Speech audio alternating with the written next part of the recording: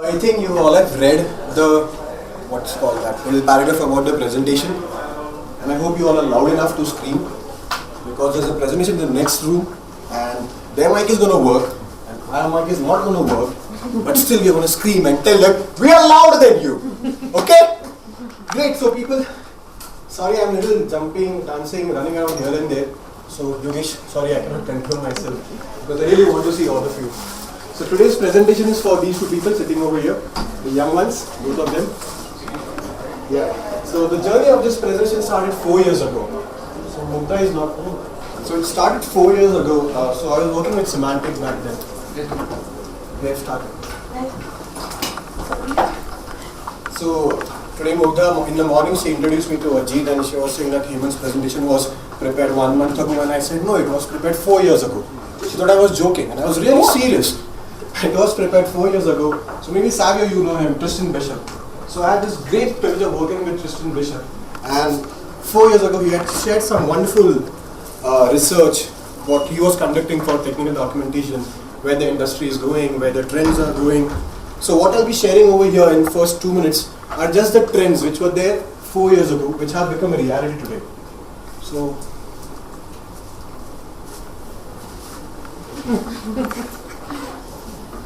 inception. Over 50% of the world's population is under 30 years.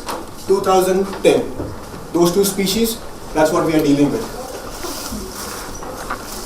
An average student in 1 year reads 8 paper books versus 2,300 web pages.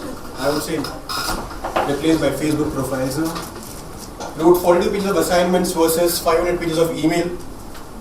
It's not valid. WhatsApp, Facebook, who writes email these days? So this trend which was in 2010 is not even valid now. See the change? We bought textbooks worth $100 but never opened them. We spent for education. They viewed 1281 Facebook profiles. 2010.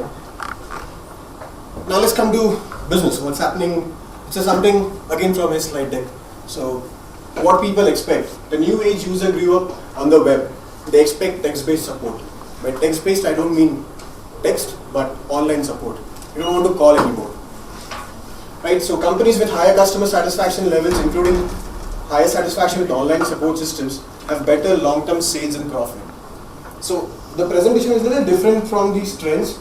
My idea is just to kind of make you think of where the industry was then, where it is now, and where we are heading. Immediate access to data has become a cultural expectation. Right? We don't want to wait for an answer for a week. Someone sent us to us by an email. We search, correct? And 55% customers expect a same-day response to an online query.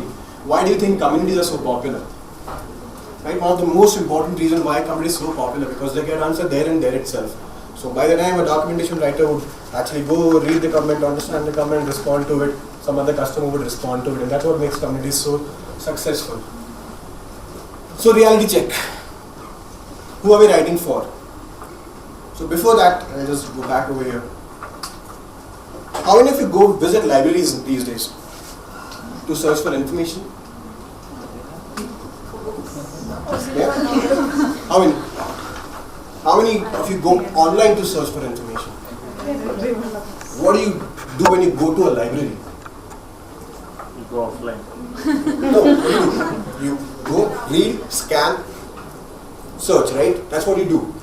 And what do you do when you go online?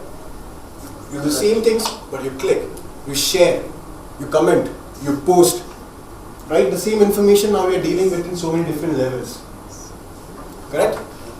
So just keep these things in mind. It might sound a little random in the initial, but as we go forward, it will all fall in place. So that's the whole idea. First to create a disturbance and then let's see whether it falls in place or not. Because I think it's going through everyone's mind. And since morning I've been hearing there is videos, there is social, there is big data, there is this. Oh my God, where are we heading? Where do we start, right? Who are our information consumers? We are not anymore writing for end users. We have learners who need knowledge. We have users who need answers, and we have buyers who need value. So these are the 3 different types of users that we are dealing with for technological information. Correct? No rocket science. Yes, no? Yes. Yeah, man, kids too boring looks like. So what could be our response to the survey, that the results that we have seen earlier? what could be our response to these things, these trends that we are seeing? Because till now, in the last 8 years of my career, I've been told that I'm writing for end user, I'm writing for end user. We are not, we have a training department, and we have an e-learning department, and we have a writing department, and we have a marketing team. So marketing team writes about the business value, the information developers write about the how-to, and then the e-learning team writes about the training. No, but I think we all have to do that job today. The technical writers have to do all the 3 jobs today. Now let's talk about information platforms. This is not, we all know. We have social, we have online, we have mobile, we have rich media. We are dealing with all these 4 different platforms. And then we have this whole fund of reusing. So let's look beyond the traditional single sourcing. It's just not about reuse anymore. So, especially in case of rich media and social content, I don't know whether we can use XML based documentation just to create videos or just to create community posts. I don't know. Can we? Can we use data for that? Can we use restaurant? Anything? Post you should be able to. And the video separate, but I think a community post we should be able to. Yeah. Too much of a hassle to do that, to do what you are asking for. Yeah, right. So we have to look little beyond single sourcing. Yeah, will it work? So I'm just raising these questions. I don't have definite answers for these questions. I'm just trying to help you to think in a direction. So I thought, what could be the response to all this trending change, all these trends, all this is happening around the industry, the user expectations that there are, what the company keeps telling you need to innovate, make content more fun, encouraging, whatever. So that's something that I thought of 4 years ago, and I implemented that model over these last 4 years without knowing it, consciously, subconsciously, I tried to implement this model. And I have some examples that I'll be sharing. So content-driven delivery model. Information is best used when available in appropriate and friendly format. Can we use a nano as an ambulance? No. Of course we can. Our Indians we adjust, no? The person was dying and to drive the car. Right? So then why for all type of content we use the same delivery? Why PDFs every time? Why online every time? So I was talking to, I love to talk to people, so I was talking to an intern the other day. Poor fellow intern, he wants to get permanent. मैं क्या कर रहा है? Sir, कुछ नहीं, I'm reading documentation. पहले PDF क्यों पढ़ रहा है? Sir, अच्छा है ना PDF. मैंने क्यों? We have gone online. अरे sir, what you have gone online? It's a PDF in that whole web page. Oh, does that work? Are we really online? Are we really online? Just asking a question. I don't know. Are we really online? What do you mean by ebook? PDF is an ebook. I read it online. On the web. Hmm?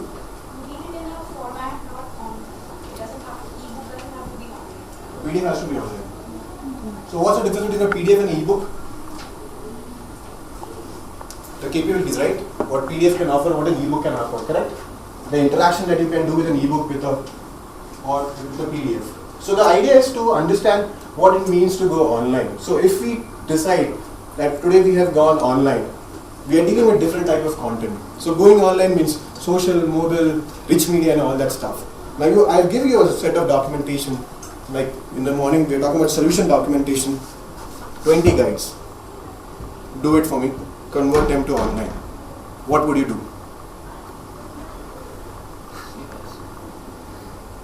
20 guides, I want them to go online, I want the customers to be happy. Do it. I give you resources, 2. I give you days, 3 months. What will you do?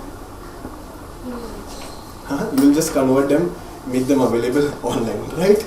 So is that helping? That's not actually solving the customer problem, and that's not what customers are expecting. Sometimes when they tell, when I hear these surveys that people are going a lot more social, why are they doing that? Have you ever thought about why are they going social? Because they're not somewhere finding answers in what we are writing. Why do they have to go out? Why can't we make a help system which is self-sufficient enough, where we get everything? I give you videos, I give you social interactivity, I give you whatever you want. Can we do that? Is it difficult? No. Oh, it's impossible. It's very difficult. So let's look. It's not. If you have the right kind of documentation architecture or content architecture, Yeah, then it is possible. right. Otherwise, it's impossible. Correct. So for what kind of information, what kind of medium would you use? Well, it depends on the searchability. What does the user want to search for? So Correct. if it is task-based and you're giving videos, that's absolutely fine. Perfect. So that's what I'm going to. Good. You're listening. So that's what I'm going to hit to. So When you talk of information, this is my response. You can agree, disagree, something I've been trying.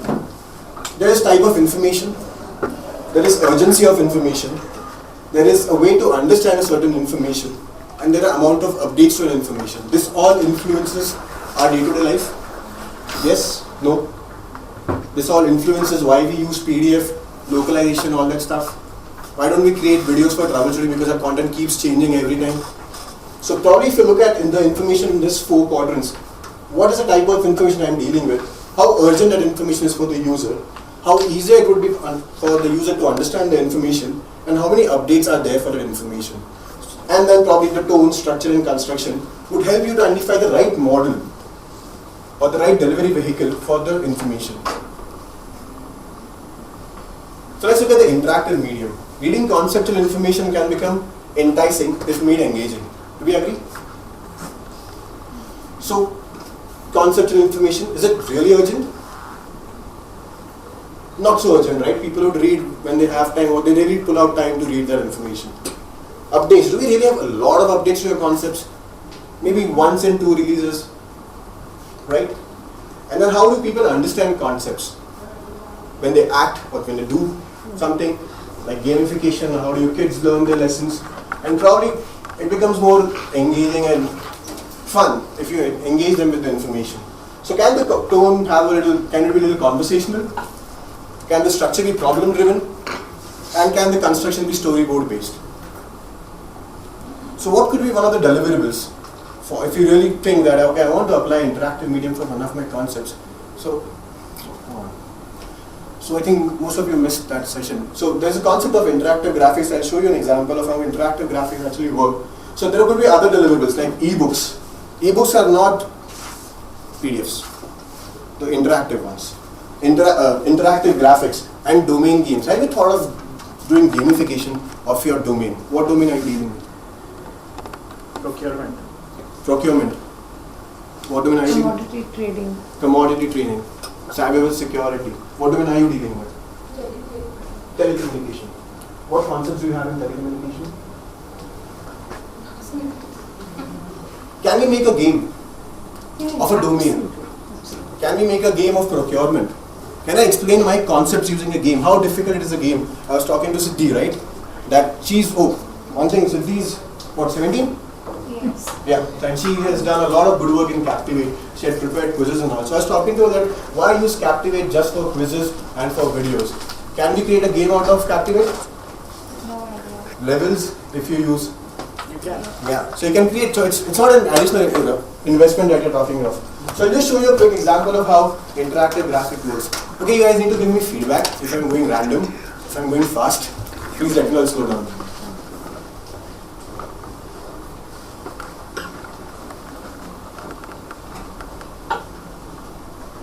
So here you come, and this example I had shown last time also, so I'll quickly walk you through this example. This covers the entire concept of this product called Atrium Integrator and the different things that you can do. So as a user, what I want to do is I want to understand all these steps, what it is. So it's nothing, it's just interactivity. I have docs, links to documentation. I can go back over here. So I'll be walking through examples very quickly because we don't have a lot of time. This is something that you can do, build interactive graphics to explain concepts where the user doesn't have to read actually anything. Just looking at the graphics, they can understand what is happening where. And then if they are interested, they can go to docs and they can get additional information on that specific topic. So you can easily develop this interactive graphics using Captivate. Do you agree, disagree? Agreed. Then graphical medium. How many of you like making graphics? How many of you tried making graphics? Good. How many of you think you need to be artists to make graphics? No way. How many of you know PowerPoint? You all can make graphics for us. So, graphics. Now, what kind of information would really suit graphics? A process is easier to understand when seen than read. Agreed. I'll show you a few examples. I'll hide the graphic. You read the process and you see the graphic. You will understand. So, type of information, process. Urgency, it's urgent. Right? Updates may have frequent updates. Correct? And understand, you need to watch the process to understand it. You cannot read a process. Right? So the tone, minimalistic, structure, task oriented, and construction would be flow based storyboarding. So what could be some examples? Deliverables could be infographics, link process graphics, and graphical quick start guide. Do we make graphical quick start guide anymore? We used to earlier make, right? When I think you brought up the point of getting back to unstructured content and we have forgotten about all that. So, why did we stop making quick start graphical guides? Any reason? I think we wanted to fit in too much of content in one place, and that's why probably people thought it's easier to write than create graphics. Or was it because of localization and maintenance? Localization, yes. Must be localization. Maintenance, yes, of course. Because then, yeah, writing is easier than creating a graphic, right? So I have some globalization background. So if your graphic has text which can be externalized, you can very well translate a graphic. Right? So I don't know why did we start doing that. So I'll be showing you a few examples. One would be of an infographic which explains the entire upgrade process. So our upgrade has what? I'll show you the steps also. So you could have infographics, you could have link process graphics, you could have graphical quick start guide. So let's look at one of the infographic which explains you the entire upgrade, what you need to know when you're upgrading something. It's a graphic that's been built in PowerPoint, so any one of you can just go back and start doing it. So all these things are very easy to do.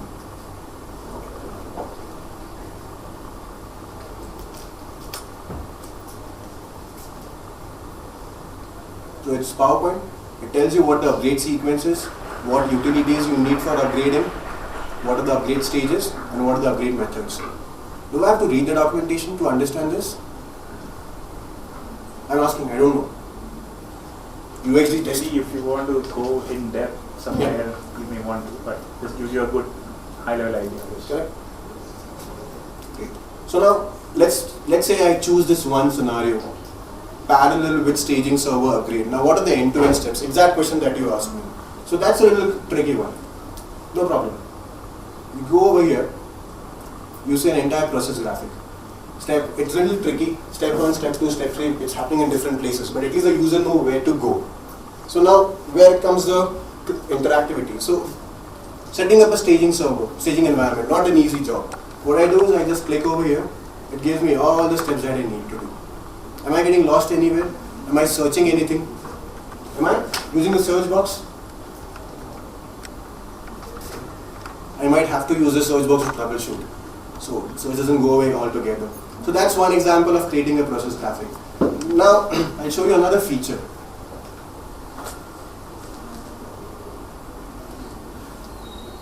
This is a new feature, performance CDM denormalization.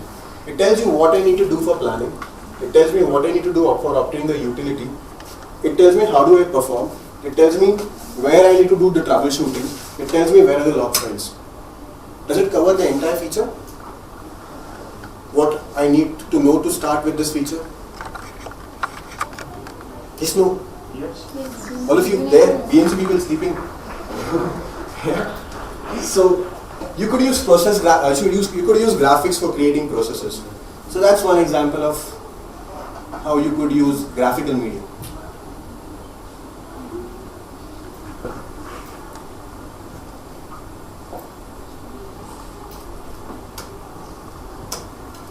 Now social platform. Users use a product more than the developers. They also use competitive products. Thus they have more to share. Do you believe in that? How many of you know developers who are with you for the last 5 years? And how many of you know that there are customers not users, who are there with you for the last 10, 15 years? Many, right? You have that example. Developers come and leave, but users are stuck with that product. The customer is stuck with that product and he uses it every day. We don't even have that kind of a testing environment where they deploy the product. So they have a lot more to share. Now how can we leverage that medium? So for troubleshooting and best practices information, can we leverage user-generated content? Can we rely on the users to share their troubleshooting tips? We might have to verify them. Can we rely on them to tell us best practice tips? In an environment where I have 1,000 servers when I'm deploying this product, this thing doesn't work. Who can tell you that? Does anyone has the environment of 1,000 servers for testing? Yeah? Wow. So this troubleshooting information might have frequent updates and they could be multiple contributors because there are different users. Please. No, I was just going to say, it's not 1,000 servers, as in 1,000 servers hardware. So you. No, 1,000 servers, 15 locations. But the simulation. Yeah, simulations are ways. No, but real time things yeah, change drastically. yeah, right? So that's what I'm saying. So that Yeah, but basically most of the testing also happens at the customer side, right? When it's. yeah. But normally you get to Yeah. hear a lot from them That more. time, yes, Yeah. it's. So then troubleshooting, it's very urgent. It's very urgent. My wife is angry, I've forgotten about my anniversary and something has gone wrong in my system and I don't know how to fix it. Boss, it's a life and death situation. I need an answer. I go Google, I find the answer. What was there in the documentation didn't work for me. I saw a customer putting a comment, was this documentation didn't work for me? Try this, it worked. I follow. It's another good write-up on his notebook. She saw that this workaround has worked for that customer. She goes and updates the document. Next 10 customers are happy. Is that possible? It happens, right, with all of us? Yes. Right? So, how do people actually understand that information? They read and comment. For troubleshooting, you read that information and then you comment. Through a conversation, you kind of reach to a solution. So the tone could be formal, the structure is comment, and the construction is crowdsourcing. So in BMC, since we are using Confluence, most of you must be aware of Confluence Wiki. So commenting part I will get rid of. So I'll show you an example how we're actually crowdsourcing some of the customer-generated videos into a documentation. It's not rocket science, something that has support there. So we call this, so you give blogs, you could have source topics, or you could have contributor topics. So something that our support team does, they conduct a webinar session, and we have kind of crowdsourced them into a documentation. So instead of we waiting to prepare a full-fledged, final, nice-looking video, we thought let's crowdsource it and let's call it BMC contributors content. So customers are aware, okay, it's a contributors content. They don't expect big hi-fi quality, but they get the information. So there's this big topic, and there's a support guy. Oh my God, look at this comments. You know, there is that. Eventually, I reply him, there are whatever, I reply him, and then he's happy. Thanks, the video is great. Itna likha uska kuch nahi, the video is great. So anyways, so you get a lot of good response from the customers, and you get the real vibe of what's happening there. So probably troubleshooting is where we really need to be a lot more closer to the reality, and that is the content which we could really make more social. So I don't know how do we do that. Maybe something what Wikipedia did. Can something that be done? The moderation or whatever. I think in the morning we had a session around that. I don't remember the session. I think. Yeah, in that they had discussed. So probably can we have a Wikipedia kind of an environment where if we have a moderator and then people actually build a topic for us. Can that be done for troubleshooting? Maybe yes. Maybe for versions we don't support anymore, but customers are using that. So they can actually build up their own community.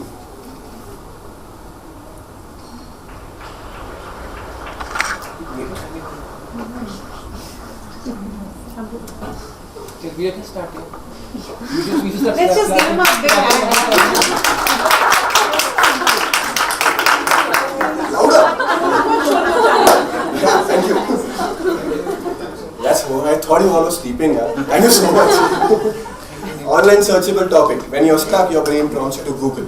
This is no rocket science. This is a bread and butter. I'm not going to talk more about it. Process, task and reference topic. Please make them online searchable. They are very urgent. They may have frequent updates and people search and read. That's what they do for really tasks and references. Tone formal, topic based. This is a regular bread and butter business.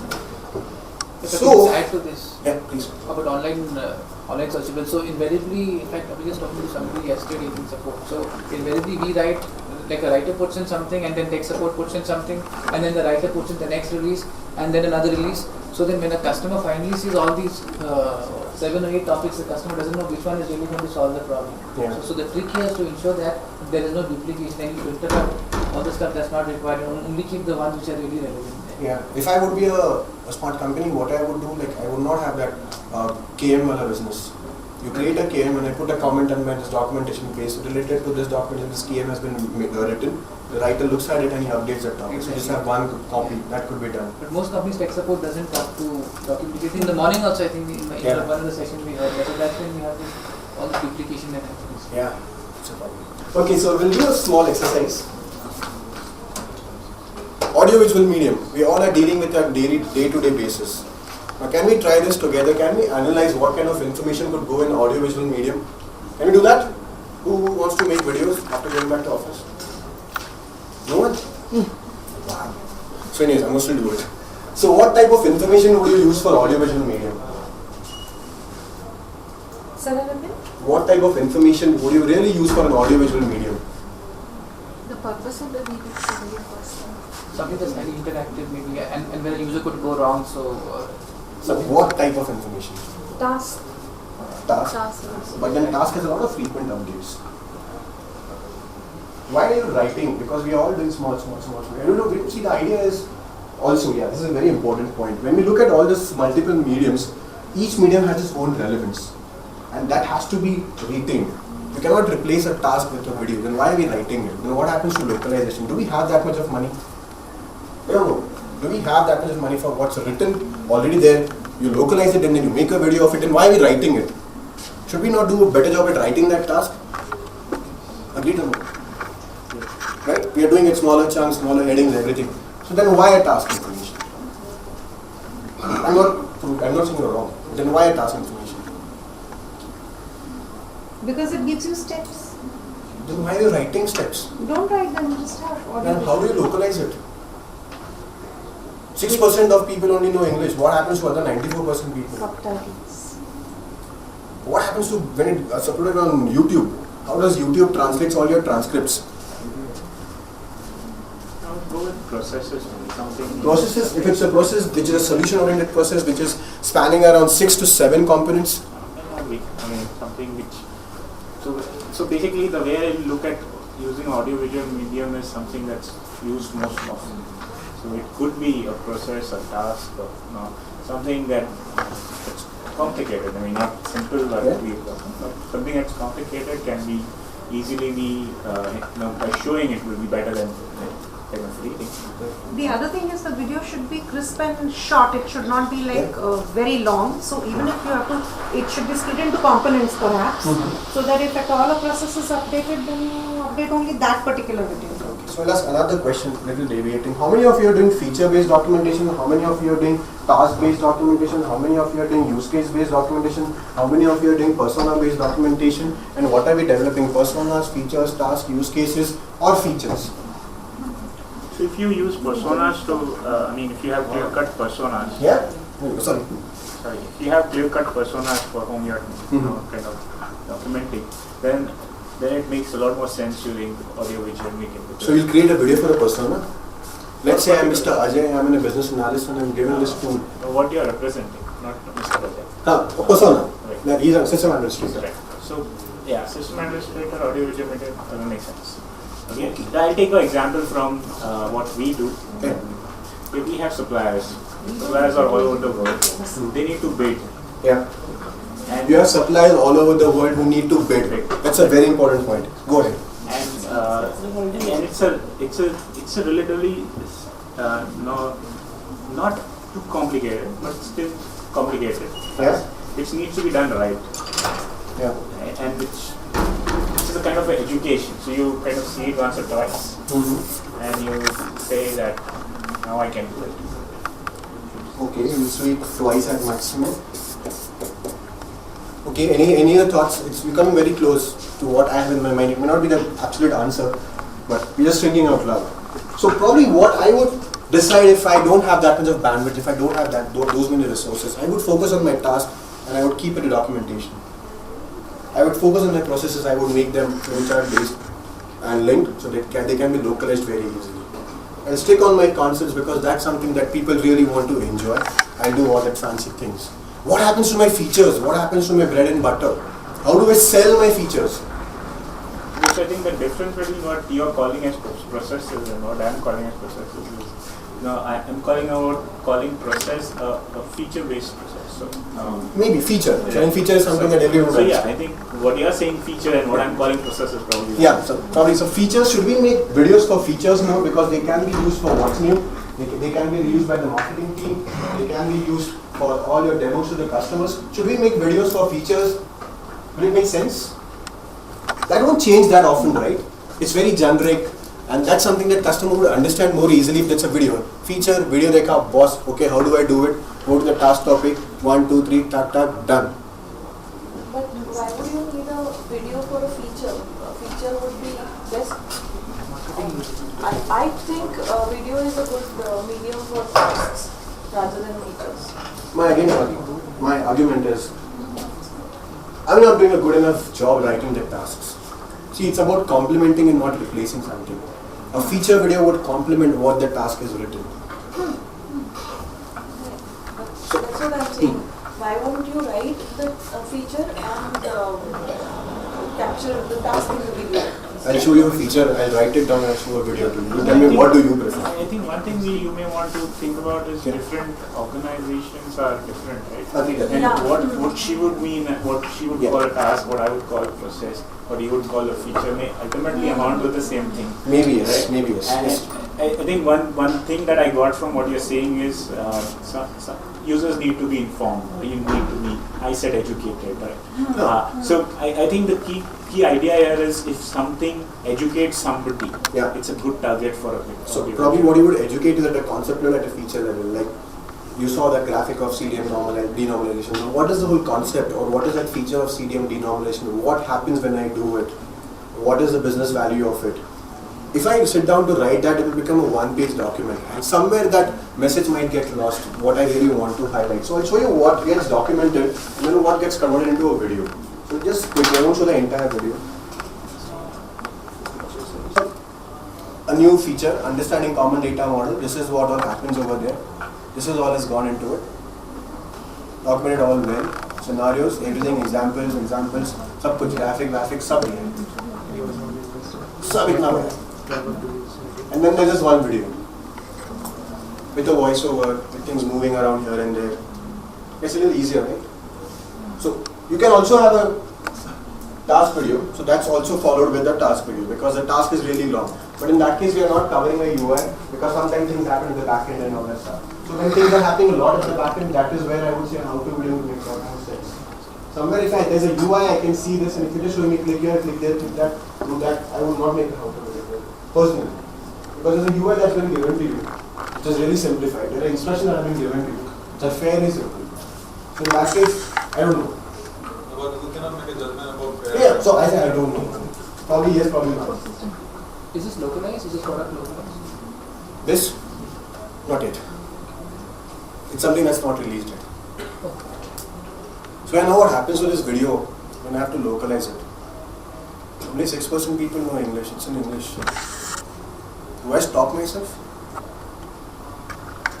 I'm asking this question to all that because this is a question I have been asked at quite a few forums. Has anybody stopped you from doing a video because it needs to be localized? No, that's a question when I get in technical writing forums. What happens when we have to localize all these graphics? What happens when we have to localize all these videos? Yeah, you know what, Yeah. I'm a globalization manager as well, and so there are various information development teams that I'm supporting, and one of them very recently told me, I'm developing this video, but I'm scared of doing it because, what if? And we have very strict globalization processes, and they say that you will not be able to release your product if you don't have it globalized, etc.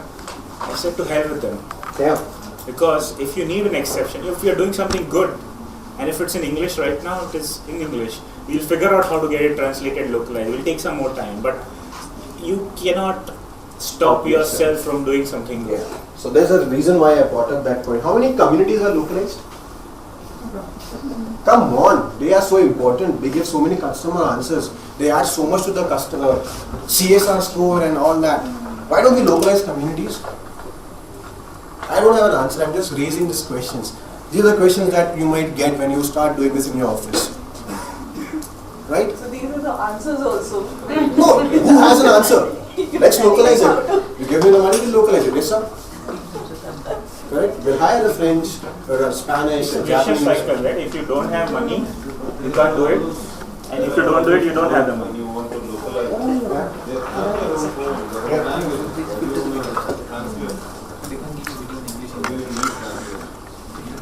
Yeah, so that's what my point is. Normally when you get into all this whole cycle of creating different types of deliverables, these are some basic questions that you might come across when you start implementing all these ideas in your office. So anyways, urgency of information feature, okay, I can wait for it, I can spend some time to know it. Let's say I'm just focusing on feature videos for now, because let's say I'm a person who wants to win a bid, and I have to, it's a SP, and I have a competitor who's taken away my business, so I tell him, okay, with this SP, these many features have come, I show him the videos, in half an hour, fatafat dekha ke, I'm happy. So, Okay,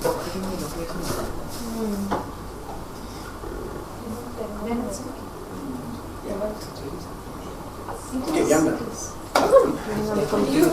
Yeah. So updates, probably a feature might have an update. So one feature might get updated in the next release altogether. It might not have any in between updates. It would be a hotfix or something which you need not factor in when you are updating the video. It could stay as it is. Understanding, it's always easier to understand a feature when you look at it. Why do we make commercials? You see all those phone commercials. Why do they make commercials? They show you the feature.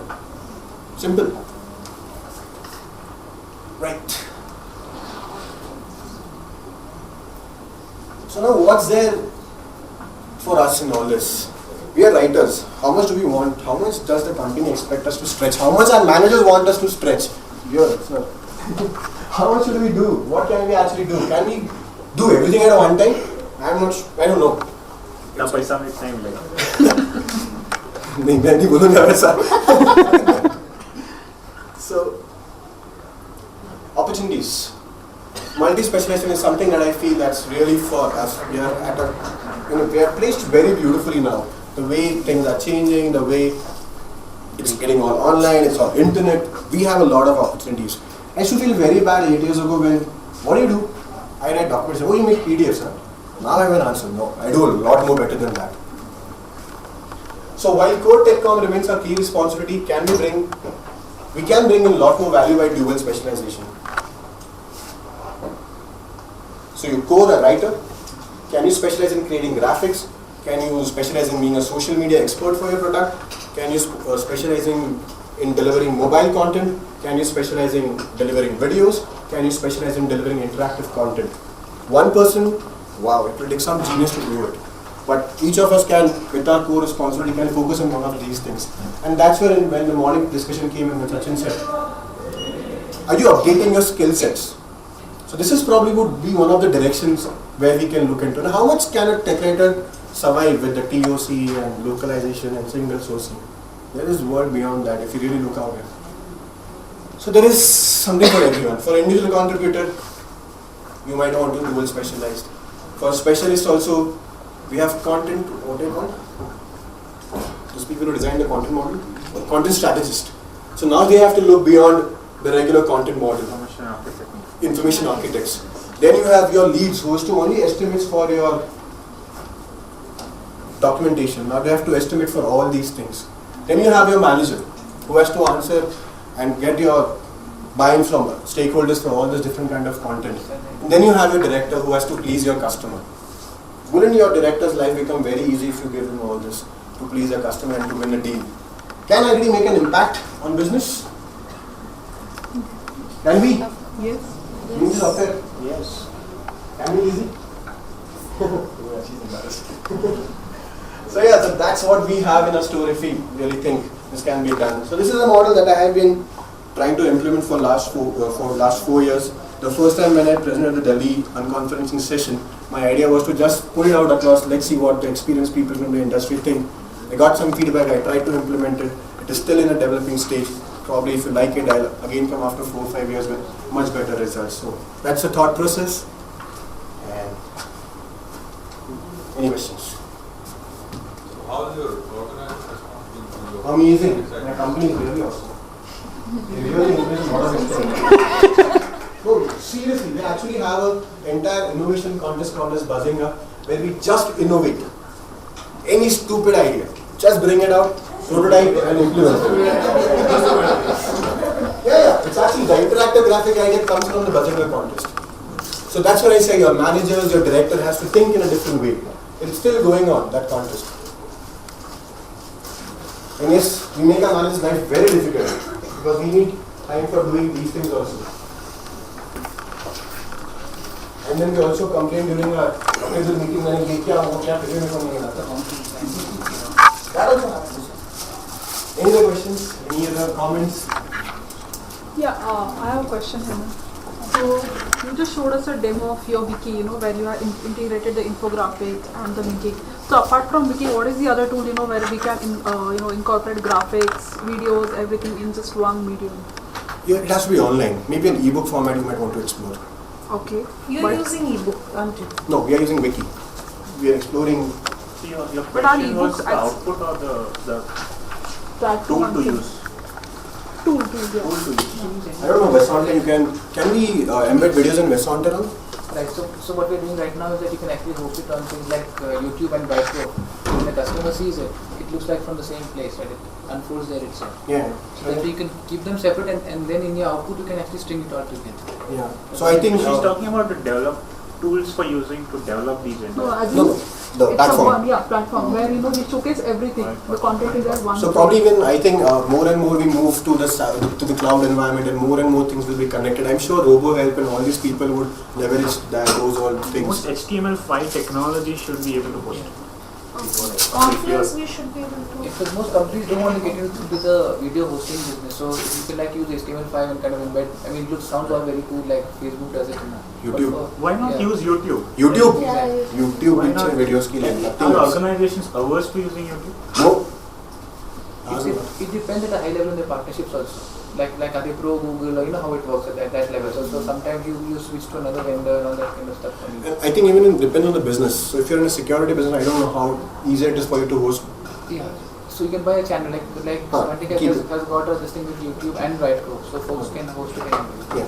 So actually from a writing perspective, like from a documentation perspective, you won't want to host your videos because they become bigger and larger and you get into all that hosting stuff, so you spend a lot of time there. So you get some third party to do it and then you stick to your core responsibilities.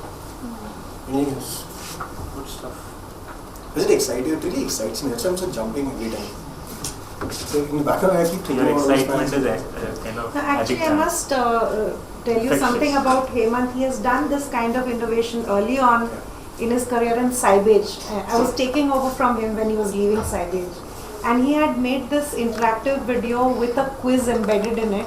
And we were doing this documentation for a very famous company actually, Yeah. Ketan's project.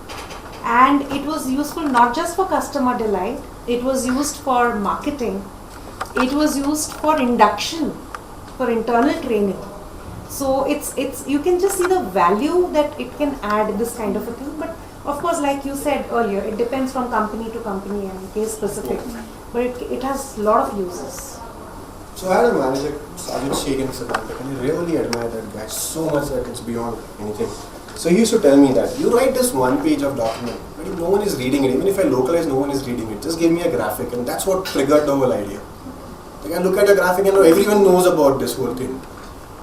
So think about it, what really. So which kind of content? So this is very important to understand. This is what I personally feel. Every kind of delivery format has its own importance, and we have to do justice accordingly. Nothing can replace anything. That's the deal. So that will probably solve the confusion of what kind of content is more suitable for what kind of delivery. That's it. Thank you so much. If you want to speak.